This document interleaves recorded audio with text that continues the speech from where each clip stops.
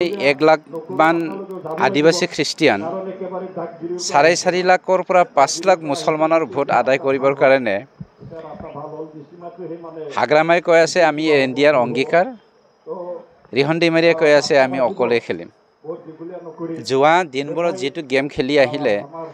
4.5 লাখ 5 লাখ মুছলমানৰ ভোট পাব আদায় কৰিবৰ কাৰণে 4 লাখতকৈ বেছি বড় খ্ৰীষ্টিয়ান সকলৰ ভোট আদায় কৰিবৰ কাৰণে 1 লাখতকৈ বেছি আমাৰ আদিবাসী খ্ৰীষ্টিয়ান সকলৰ ভোট পাবৰ কাৰণে এইবাৰ শিক্ষাটো পাব কিন্তু পৃথিৱীৰ ভিতৰত আটাইতকৈ মূৰ্খ পলিটিচিয়ান আছে যদি জধা মূৰ্খ হাগ্ৰামা আছে ইউজি ব্ৰহ্মটো কি আণ্ডাৰগ্ৰাউণ্ড কয় নেকি ইউজি ব্ৰহ্ম এখেত এজন কেবিনেট মিনিষ্টাৰ এখেতকো যদি সন্মান কৰিব নাজানে হাগ্ৰামাক আমি সন্মান কৰি কি লাভ হয় আমাৰ এনে মাৰ্চ এপ্ৰিল মাহত বিধানসভাৰ ইলেকশ্যন হ'বলৈ গৈ আছে গতিকে ইয়াৰে আমাৰ প্ৰস্তুতি চলি আছে বৰ্তমান আমাৰ 5টা জিলাৰ আমি 4টা শাখাত ভাগ কৰিছোঁ 4টা শাখাৰে 15টা সমষ্টিক লৈ পেলাই আমি ইউপিপিএল দলে কেনেকৈ আমি আগুৱাই নিব পাৰোঁ আমাৰ সাপোৰ্টাৰসকলক লৈ পেলাই আগন্তুক এমএলএ ইলেকশ্যনত আমি 15টাত 15টাই জিকি পেলাই কেনেকৈ চৰকাৰ গঠন কৰাত আমি আগভাগ ল'ব পাৰি ইয়াৰে চিন্তা চৰ্চা আমি কৰি আছোঁ সচিবালয়ত আপোনাৰ আক্ৰমণ হৈছিল কোকৰাঝাৰত আৰু সেই কোকৰাঝাৰৰ আক্ৰমণত হাগ্ৰামা মহিলাৰীয়ে তেখেতে উল্লেখ কৰিছে যে তাত এপছু জড়িত আছে তাত আপোনাৰ ইউপিপিএল দল জড়িত থকা বুলি প্ৰত্যক্ষ অভিযোগ কৰিছে এই অভিযোগবোৰ আপোনালোকে কি ধৰণে গ্ৰহণ কৰিছে চাওক এইটো এটা চৰকাৰৰ ভেকু ভাওনা হয় চৰকাৰে যে আমাৰ অসমৰ মানুহক ট্ৰাইবেল অনাট্ৰাইবেল বিভাজনমুখী এটা চিন্তাধাৰাৰে আগুৱাই নি পেলাই তেওঁলোকে আকৌ এবাৰ প্ৰৰচনা কৰিব বিচাৰিছে জনসাধাৰণক অসমৰ জনসাধাৰণক এই কথাটো স্পষ্ট হৈ পৰিছে যাৰ ফলত আজি বড়ো সমাজৰ আমাৰ যিসকল ছাত্ৰ ছাত্ৰী আছে নট অনলি বড়ো সমাজ আমাৰ ট্ৰাইবেল ষ্টুডেণ্ট ইউনিয়নৰ নেতৃত্বত আমাৰ কোকৰাঝাৰৰ যিটো কাণ্ড হৈ গ'ল সেইটো হ'ব নালাগিছিলে কিয়নো আইনটো হাতত তুলি লোৱাটো সকলোৰে কাৰণে ভাল নহয় কিয়নো ভাৰত এখন গণতন্ত্ৰ দেশ গতিকে সেইটো আমিও দুখ পাইছোঁ কিন্তু হাগ্ৰামা ডাঙৰে যিটো মূৰ্খামিৰ দৰে এটা কথা ক'লে মানে ইয়াত মানে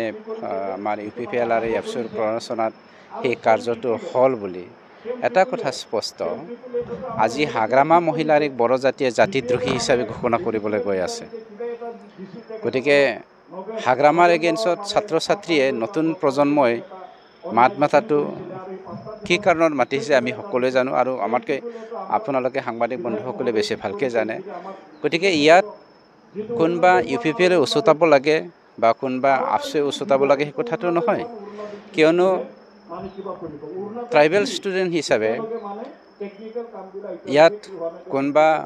ইউপিপিএল ছাপোৰ্টাৰৰ ল'ৰা থাকিব পাৰে বিপিএফ বিজেপি কংগ্ৰেছ AIDF যি পাৰ্টিৰে নহওক কিয় এই ৰাজনৈতিক পাৰ্টিবিলাকৰ ল'ৰা ছোৱালীবোৰে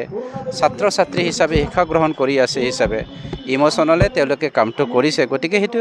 কেৱল এটা পলিটিকেল পাৰ্টিক দুখি পেলাই নিজক মানে এই হেৰিৰ পৰা মানে ৰক্ষা কৰিব বিচাৰিছে হাগ্ৰামাই সেই কথাটো স্পষ্ট হৈ গৈছে গতিকে ইয়াত হাগ্ৰামাই যিটো আমাক বদনাম কৰিছে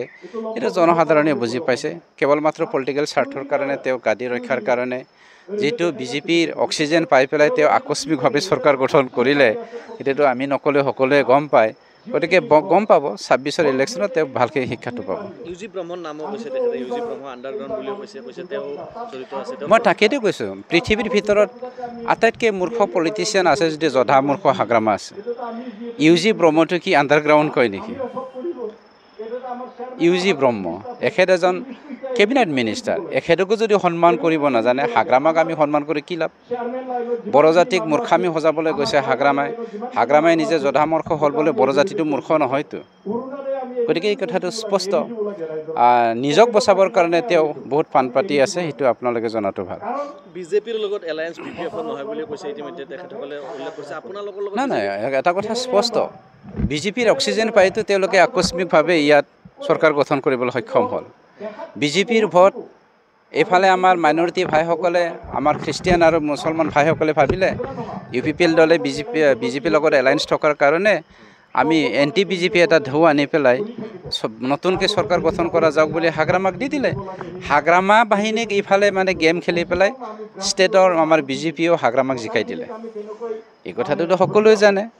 আমি জাষ্ট মানে মনে মনে আছোঁ কেইদিনমান, কি গেম খেলে, কোনে কি কৰি আছে সেইটো অবজাৰ্ভ কৰি আছিলোঁ। বিজেপিৰ লগত আপোনালোকৰ এলায়েন্স থাকিব নে নাথাকিব? সময়ে ক'ব। আজিলৈকে যিটো গেম খেলি আছে, উই আৰ নট ছেটিছফাইড। কাৰ লগত? বিজেপিৰ লগত আমি ছেটিছফাইড নহয়। 26ত আপোনালোকৰ দেখা যাওক, সেইটো সময় আছে। বিজেপিৰ তৰফৰ পৰা জানুৱাৰী ডিচেম্বৰ মাহখিনিতো আৰু আছে নহয়। আজি কেইদিন 9 তাৰিখে কৈছে, যাবলৈ দিয়কচোন, জানুৱাৰী আহিবলৈ দিয়ক। নতুন বছৰৰ নতুন চিন্তাধাৰাৰে আগবাঢ়ি যাম। সম্ভাৱনা এনেকুৱা আছে নেকি UPPL অকলে হ'লে খেলিব? চাওক, সেইটো 100% চিয়'ৰ। কিয়নো আজি 4 লাখ বড়ো খ্ৰীষ্টিয়ান, প্ৰায় 1 লাখমান আদিবাসী খ্ৰীষ্টিয়ান, 4.5 লাখৰ পৰা 5 লাখ মুছলমানৰ ভোট আদায় কৰিবৰ কাৰণে হাগ্ৰামাই কৈ আছে আমি ইণ্ডিয়াৰ অংগীকাৰ, ৰিহন ডিমাৰীয়ে কৈ আছে আমি অকলে খেলিম। যোৱা দিনবোৰত যিটো গেম খেলি আহিলে 4.5 লাখ 5 লাখ মুছলমানৰ ভোট আদায় কৰিবৰ কাৰণে, 4 লাখতকৈ বেছি বড়ো খ্ৰীষ্টিয়ানসকলৰ ভোট আদায় কৰিবৰ কাৰণে, 1 লাখতকৈ বেছি আমাৰ আদিবাসী খ্ৰীষ্টিয়ানসকলৰ ভোট পাবৰ কাৰণে এইবাৰ শিক্ষাটো পাব। কিন্তু